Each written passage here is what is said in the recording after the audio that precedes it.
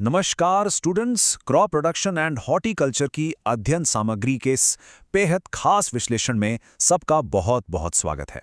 मैं हूं आदित्य सर और आज हम जिस टॉपिक को डिकोड करने वाले हैं वो है इकाई 2 पादप पोषण यानी प्लांट न्यूट्रिशन। देखिए, बोर्ड एग्जाम्स हों या पीएटी, ये 4 नंबर की यूनिट सच में एक गेम चेंजर साबित होती है। अगर आज इन कॉन्सेप्ट्स का लॉजिक समझ लिया तो मानकर चलिए कि ये 4 नंबर बिल्कुल पक्के हैं। आज के इस विश्लेषण का एजेंडा एकदम क्लियर और टू द पॉइंट है।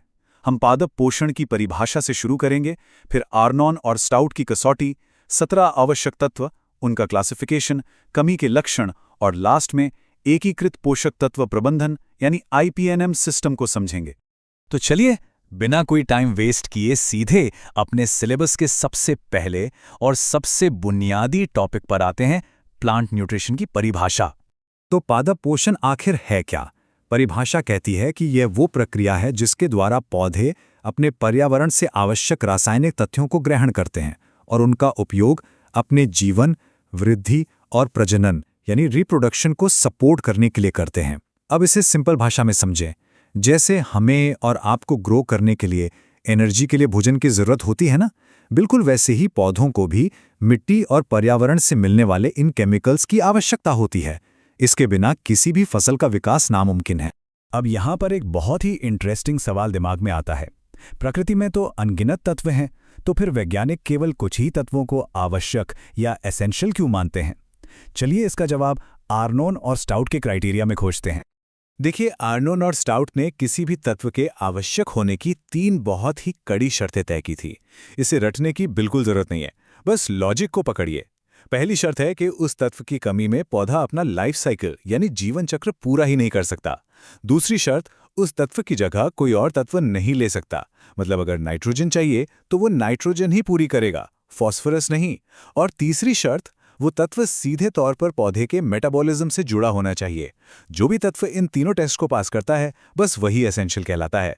तो अब सवाल ये है कि इतने कड़े नियमों को पार करके पृथ्वी पर मौजूद इतने सारे तत्वों में से कितने तत्व पौधों के लिए वाकई में वाइटल इंग्रेडिएंट साबित हुए? और वह जादुई संख्या है 17। जी हां, सिर्फ 17। दुनिया भर के सभी पौधों को जिंदा रहने और पनपने के लिए यूनिवर्सली ठीक 17 तत्वों की आवश्यकता होती है। इस नंबर को दिमाग में अच्छे से लॉक कर लीजिए, क्योंकि ऑब्जेक्टिव सवालों में ये बार बार पूछा जाता है। अब इन 17 तत्वों को याद रखना और समझना आसान बनाने के लिए वैज्ञानिकों ने इन्हें क्लासिफाई किया है। चलिए देखते हैं मैक्रो और माइक्रो न्यूट्रिएंट्स का ये वर्गीकरण। तत्वों के इस वर्गीकरण को ध्यान से समझिए। इन्हें पौधों की जरूरत की मात्रा के आधार पर 3 हिस्सों में बांटा गया है। सबसे पहले आते हैं प्राइमरी मैक्रोन्यूट्रिएंट्स यानी मुख्य पोषक तत्व, नाइट्रोजन, फॉस्फोरस और पोटाश। इनकी पौधों को सबसे ज्यादा डिमांड होती है। फिर आते हैं सेकेंडरी मैक्रोन्यूट्रिएंट्स, कैल्शियम, मैग्नीशियम और सल्फर। और अंत में है माइक्रोन्यूट्रिएंट्स जैसे जिंक और कॉपर। अब यहां एक बात बिल्कुल क्रिस्टल क्लियर होनी चाहिए। माइक्रो का मतलब ये बिल्कुल नहीं है कि ये कम जरूरी है। इनकी जरूरत बस कम मात्रा में होती है, लेकिन पौधे की जान बचाने के लिए ये मैक्रो जितने ही पावरफुल हैं। पर जरा सोचिए, क्या हो अगर मिट्टी में इन तत्वों की कमी हो जाए? पौधे तो हमारी तरह बोलकर बता नहीं सकते कि उन्हें भूख लगी है, तो वो हमें कैसे बताते हैं? वो बताते हैं अपने डेफिशिएंसी सिम्टम्स यानी कमी के लक्षणों से। एक स्वस्थ पौधे और एक कुपोषित पौधे के बीच का अंतर एकदम साफ होता है। एक हेल्दी पौधे में जोरदार वृद्धि होती है, पत्तियां गहरी हरी होती हैं और जड़ें एकदम मजबूत। इसके बिल्कुल उलट, एक कुपोषित या डेफिशिएंट पौधे की ग्रोथ रुक जाती है, पत्तियों में पीलापन यानी क्लोरोसिस दिखने लगता है, डेड स्पॉट्स आ जाते हैं और आखिर में फसल की पैदावार धड़ाम से गिर जाती है। चलिए सिलेबस से कुछ बहुत ही क्लासिक उदाहरण देखते हैं जो सीधे एग्जाम में आते हैं। पाठ्य सामग्री के इस अंश को देखिए। ये बहुत ही मशहूर खैरा रोग के बारे में है।